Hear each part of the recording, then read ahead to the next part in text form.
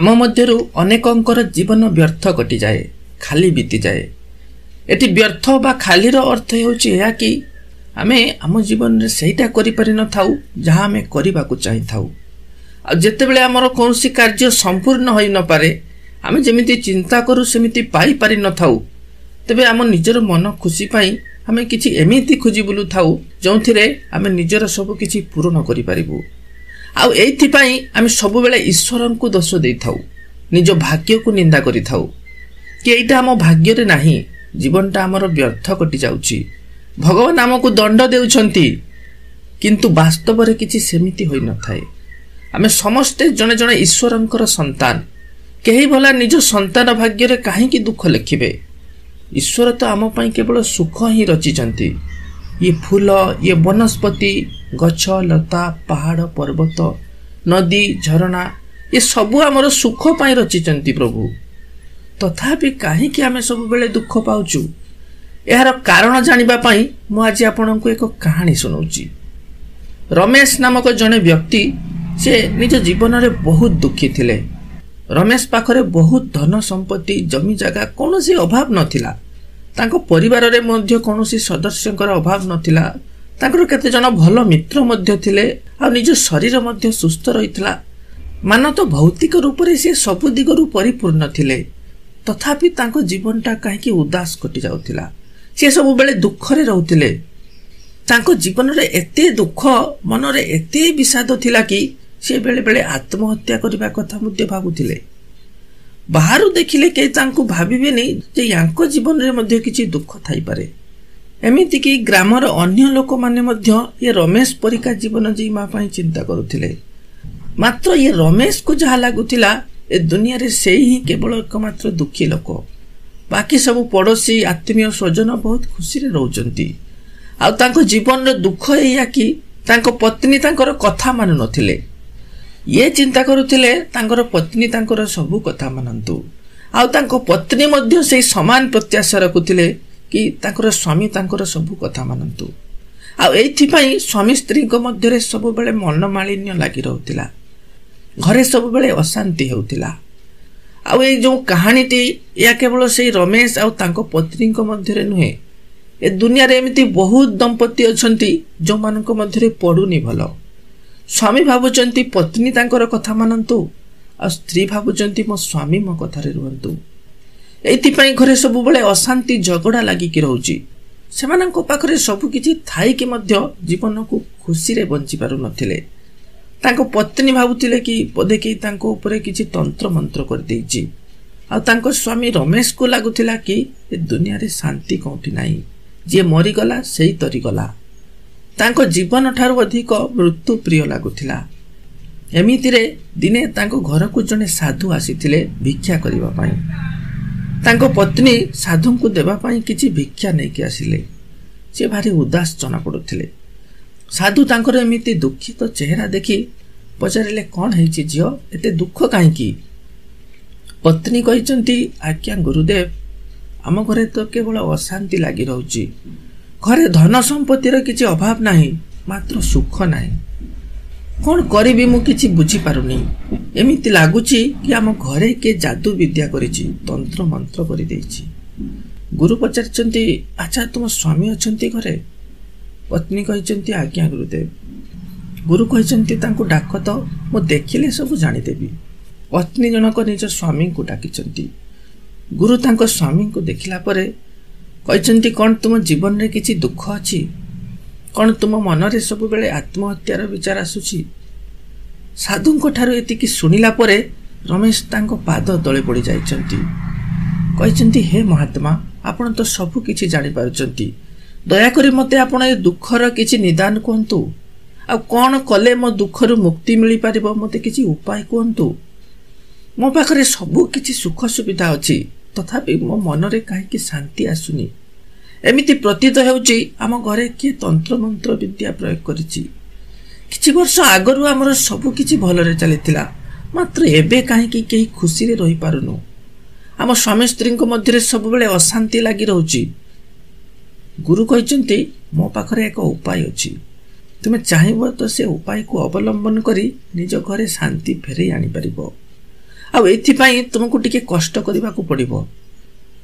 ରମେଶ ଆଉ ତାଙ୍କ ପତ୍ନୀ ଏକ ସଙ୍ଗରେ କହି ଉଠିଛନ୍ତି, ଆପଣ ତ କୁହନ୍ତୁ କ'ଣ କରିବାକୁ ହେବ, ଆମେ ହେଲେ ସବୁ କିଛି କରିପାରିବୁ। ଗୁରୁ ପଚାରିଛନ୍ତି, ଆଚ୍ଛା ତୁମ ପାଖରେ କିଛି ଧନ ସମ୍ପତ୍ତିର ଅଭାବ ଅଛି? ଏମାନେ କହିଛନ୍ତି, ନାଇଁ ଗୁରୁବର, ଆମ ପାଖରେ ବହୁତ ଧନ ସମ୍ପତ୍ତି ଅଛି। ଗୁରୁ ପଚାରିଛନ୍ତି, ଆଚ୍ଛା ତୁମ ଘରେ କେହି ସଦସ୍ୟଙ୍କର କମି ଅଛି? ଏମାନେ କହିଛନ୍ତି, ନାଇଁ ଗୁରୁବର, ସେମିତି କିଛି କଥା ନୁହଁ। ପୁଣି ପଚାରିଛନ୍ତି, ଆଚ୍ଛା କ'ଣ ତୁମର କେହି ପିଲାଛୁଆ ହେଇନାହାନ୍ତି? ଏମାନେ କହିଛନ୍ତି, ନାଇଁ ଗୁରୁବର, ଆମର ତ 2ଟି ସନ୍ତାନ ଅଛନ୍ତି। ଗୁରୁ ପଚାରିଛନ୍ତି, ଆଚ୍ଛା କୌଣସି କିଛି କାହାଠୁ ଉଦ୍ଧାର ଆଣିଛ କି? ସ୍ୱାମୀ କହିଛନ୍ତି, ନାଇଁ, ଆମର କୌଣସି ଋଣ ନାହିଁ।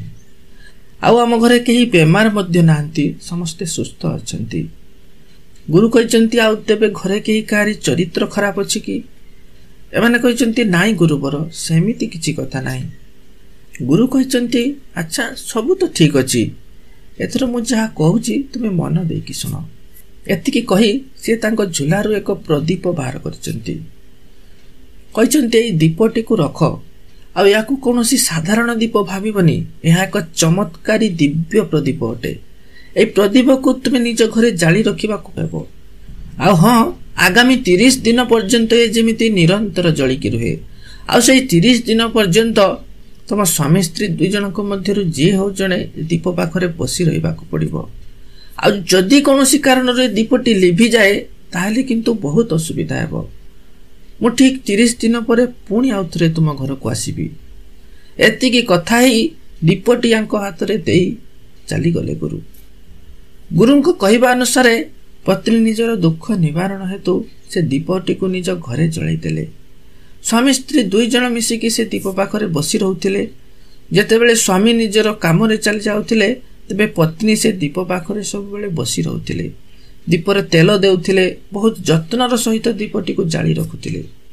ଆଉ ଏମିତିକି ନିଜର ଭୋକ ଶୋଷ ମଧ୍ୟ ସବୁ ଭୁଲି ଯାଇଥିଲେ। କେବେ କେବେ ତ ସିଏ ଭୋକ ଉପାସରେ ମଧ୍ୟ ରହିଯାଉଥିଲେ। ପରିବାରର ଅନ୍ୟ ସଦସ୍ୟମାନେ ମଧ୍ୟ ୟାଙ୍କୁ ରୋଷେଇ କରିକି ଦେଉଥିଲେ। ଆଉ ସ୍ୱାମୀ ମଧ୍ୟ ନିଜ କାମରୁ ଯେତେବେଳେ ଘରକୁ ଫେରୁଥିଲେ ତ ସେଇ ଦୀପ ପାଖରେ ଜଗିକି ବସି ରହୁଥିଲେ। ରାତିରେ କିଛି ସମୟ ପତ୍ନୀ ଜଗିକି ରହୁଥିଲେ ତ କିଛି ସମୟ ସ୍ୱାମୀ ସେ ଦୀପ ପାଖରେ ବସି ରହୁଥିଲେ। ପରିବାରର ବାକି ସଦସ୍ୟମାନେ ମଧ୍ୟ ୟାଙ୍କୁ ଏଥିରେ ବହୁତ ସହଯୋଗ କରୁଥିଲେ। ଏମିତି ଗୋଟିଏ ଦିନ ହଠାତ୍ ଝଡ଼ ପବନ ବହିଲା। ସେତେବେଳେ ସେ ଦୀପ ଶିଖାଟି ଜଗମଗେଇବାକୁ ଲାଗିଲା, ଏପଟ ସେପଟ ହେବାକୁ ଲାଗିଲା। ଏମିତି ପ୍ରତୀତ ହେଉଥିଲା କି ଦୀପଟି ଲିଭି ଯାଇପାରେ। ସେତେବେଳେ ପରିବାରର ଥିବା ବାକି ସଦସ୍ୟମାନେ ସେ ଦୀପ ଚାରିପଟେ ଏକାଠି ହୋଇ ଘେରିଗଲେ, ଆଉ ସେ ଦୀପଟିକୁ ଲିଭିବାକୁ ଦେଇନଥିଲେ। ଏହି ପ୍ରକାରର ସେମାନେ ସେ ଦୀପଟିକୁ 30 ଦିନ ପର୍ଯ୍ୟନ୍ତ ଜାଳି ରଖିଥିଲେ, ଲିଭିବାକୁ ଦେଇନଥିଲେ। ଆଉ 30 ଦିନ ପୂର୍ଣ୍ଣ ହେଲା ପରେ ସେ ଗୁରୁ ଯେତେବେଳେ ତାଙ୍କ ଘରକୁ ଆସିଲେ, ଦେଖିଛନ୍ତି ଦୀପଟି ଏବେ ମଧ୍ୟ ଜଳୁଛି। ଗୁରୁ ସେଠାରେ କିଛି ପୂଜା ପାଠ କରିଛନ୍ତି। କହିଛନ୍ତି, ଆଜିଠୁ ତୁମର ସବୁ ଦୁଃଖ ଦୂର ହେଇଯିବ। ଏତିକି କହି ଗୁରୁ ସେ ଦୀପଟିକୁ ନିଜ ସଙ୍ଗରେ ନେଇକି ଚାଲି ଯାଇଛନ୍ତି। କିନ୍ତୁ ଆଶ୍ଚର୍ଯ୍ୟର କଥା ଏହା କି ସେଦିନ ପରଠାରୁ ସେ ଘରର ମାହୋଲ ପୁରାପୁରି ବଦଳି ଯାଇଥିଲା।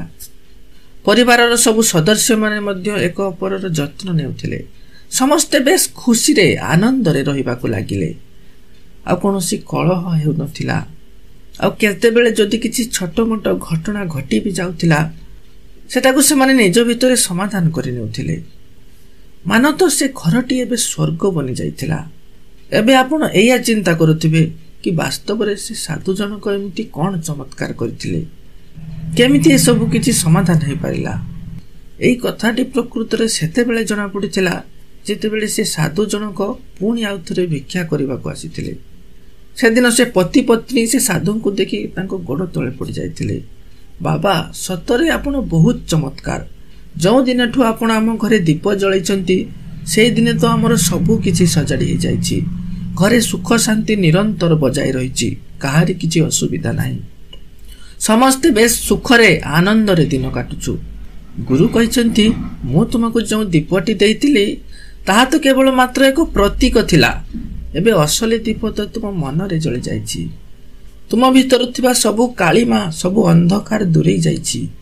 ଏବେ ତୁମ ଘରେ ଯେଉଁ ସୁଖ ଶାନ୍ତି ଫେରି ଆସିଛି ତାହା କେବଳ ତୁମର ମନର ପରିବର୍ତ୍ତନ ଯୋଗୁଁ ଘଟିଛି।